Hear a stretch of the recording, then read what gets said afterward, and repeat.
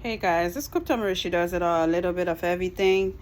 I'm gonna do this video because I saw a TikTok where this guy was showing a little place. It wasn't even a place. Let's say 2 feet, 2 square feet where he lives. He said the sink is his bathroom.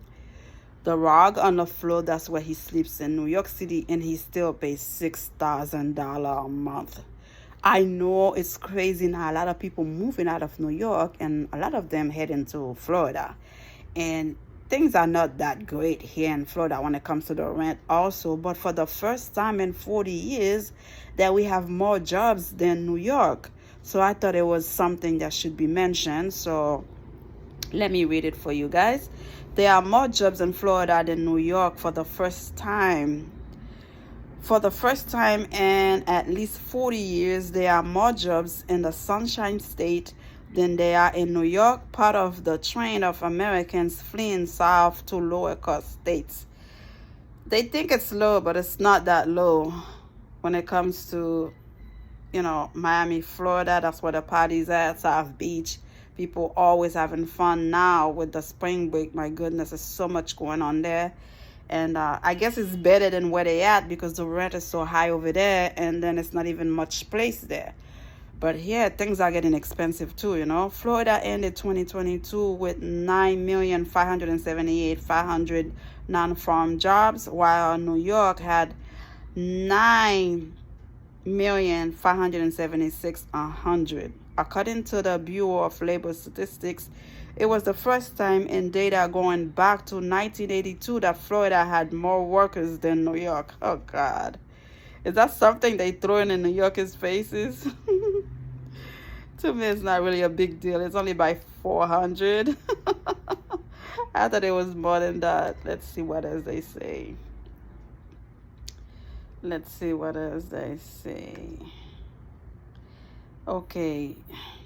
Nearly 65,000 New Yorkers traded in their state driver's license for Florida's in 2022, according to data from Florida's Department of Highway Safety and Motor Vehicles. According to the New York Post, that broke a record set the previous year when roughly 62,000 New Yorkers left for the Sunshine State. Aside from the draw of warmer weather and fewer taxes, Florida's pandemic-era government lockdown policies that open up the state's economy a lot sooner than others also help the state, some say. Let's see, let me close this down. Hold on, guys. This thing keep on popping up on my screen. Make it hard for me to see my next paragraph. In September 2022, the coronavirus was still spreading, Florida Governor Ron DeSantis, a Republican, lifted all restrictions on restaurants and other businesses in the state and banned local fines against people who refuses to wear masks as he sought to open the state's economy. That was more than 9 months before pandemic-era lockdown in states like New York and California were lifted.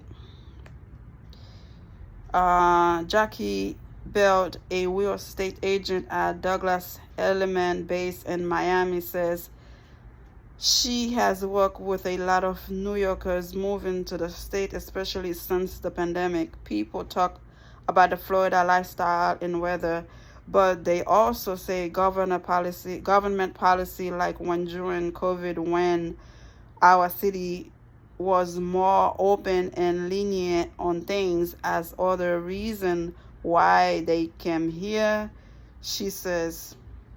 But the thing is, by them coming here, they bringing the rent higher.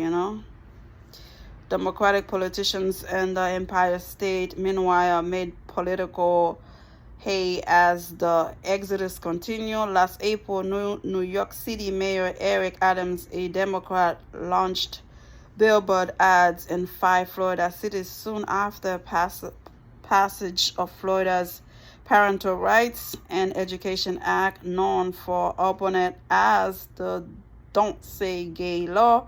denouncing the measure and inviting Floridians to move to New York, a city where you can say and be whoever you want. But listen, the rent is too high over there. I love the New Yorkers' attitude. I love the way they sound.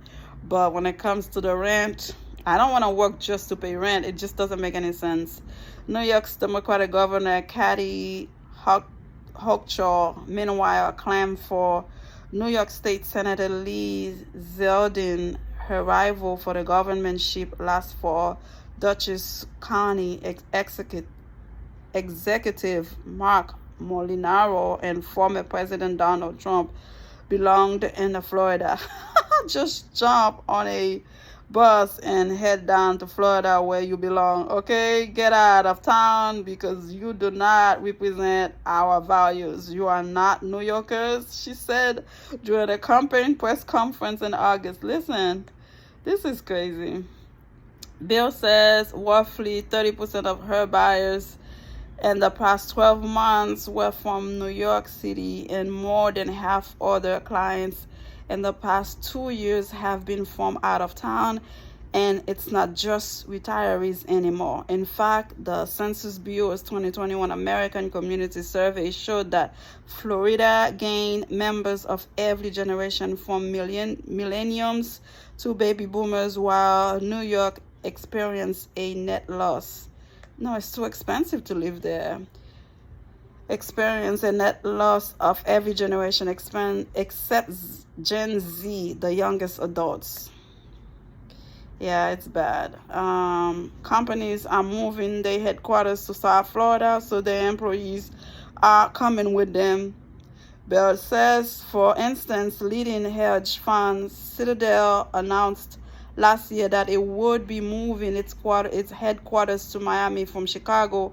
Other financial companies such as Blackstone and Goldman Sachs increased their footprint in Miami, earning the city the nickname Wall Street South. Oh, okay, Wall Street South. I didn't know that. And then you have successful people with big businesses who want to create their residency in Florida to save on taxes, she says. Many jobs have become more flexible, and you no longer need to go into the office and be in the cold. It's more affordable than New York. Like, why not live in Florida? The Sunshine State. It's beautiful here. New York's top income tax rate is 10.9% in New York City. The top rate is 3.876%. So if you live and work in New York City, you could be paying a combined rate of up to 14.8%. In Florida, you pay zero in income tax anywhere you live. Okay, that's what you say. In January, the median sale price of a home in New York State was $486,200. In Florida, it was $386,500. I don't know if it's the same. Things went up right now. Just be honest, okay? Healthy Hopes Housing Affordability Index released in December examined the share income U.S. households would have to spend on a home ownership cost to find out Miami to be the least affordable city, followed by Los Angeles and New York. The median asking price increased by 0.50% from $595,000 to $598,000. A family making the average household income of $44,581 would have to direct 86% of their paycheck towards housing costs. It's true. In New York City, where the median purchase price of a home was $885,750, a resident with an average salary of $68,129 has to spend 79% of their income on housing, or $4,483.45 a month. This is crazy, yeah. As Bill says, Florida is still affordable for New Yorkers. Again, it's a fight between New York and Florida. I guess Florida wins because a lot of them are moving here, okay? Subscribe. I still love the New Yorkers accent, their arrogantness, their toughness, thuggishness.